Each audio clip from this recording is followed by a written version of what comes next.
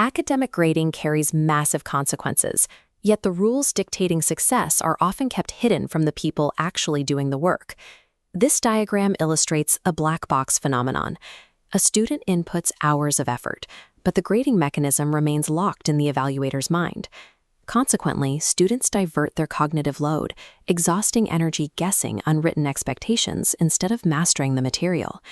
In this environment, the final score reflects a student's ability to anticipate an authority figure's preferences rather than their actual mastery of the subject. This visual maps the solution: criterion-referenced assessment.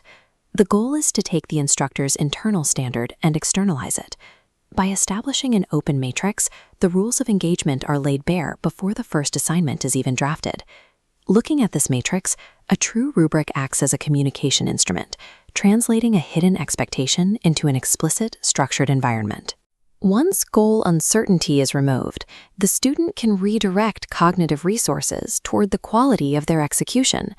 But constructing this instrument is an engineering problem. If the underlying structure is flawed, the grading process defaults back to subjective guesswork.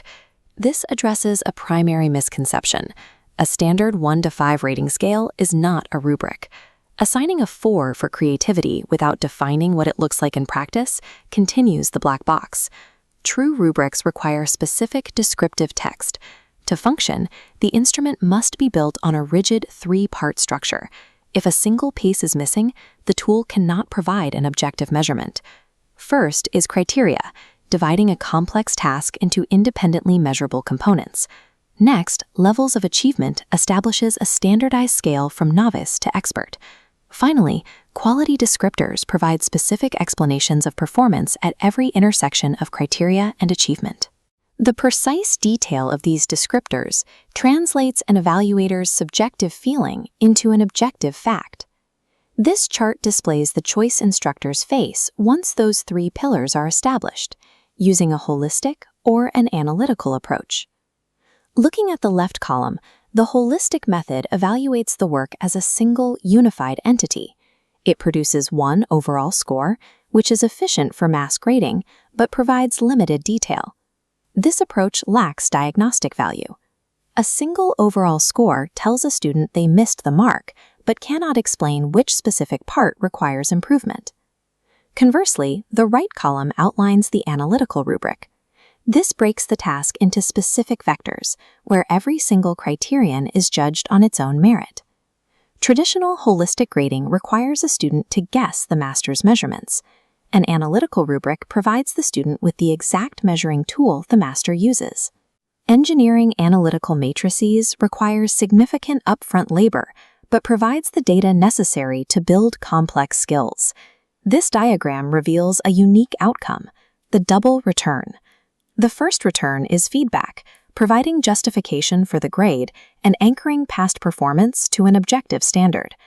The second return is feed forward, a vector pointing to the future to guide continued growth.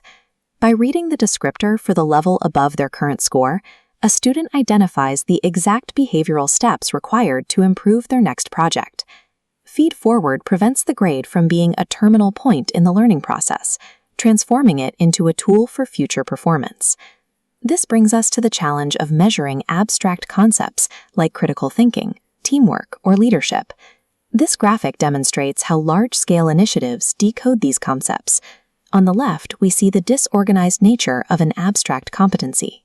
Experts force that abstract concept through a rubric's grid, translating it into specific, observable behavioral metrics.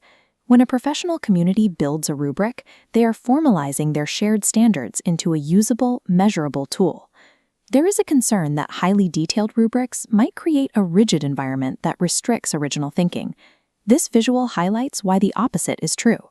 When the rules are clearly stated, the locus of control shifts from the instructor to the student. This structural diagram illustrates the result of this shift: metacognition. Armed with a rubric, students evaluate their own thinking processes and calibrate their work against professional standards. The rubric removes the need to guess what is required, giving the student the information they need to self-correct. We have developed a systematic set of instructions that describes the highest level of performance in a given domain, but this creates a modern complication. By defining high-quality work with specific textual descriptors, we've created a set of instructions that artificial intelligence can follow. If a machine executes the requirements of our current rubrics, the task for humans is to define the next level of performance. Effective assessment is no longer about testing compliance. It is about providing the specific information required for a learner to reach that next level.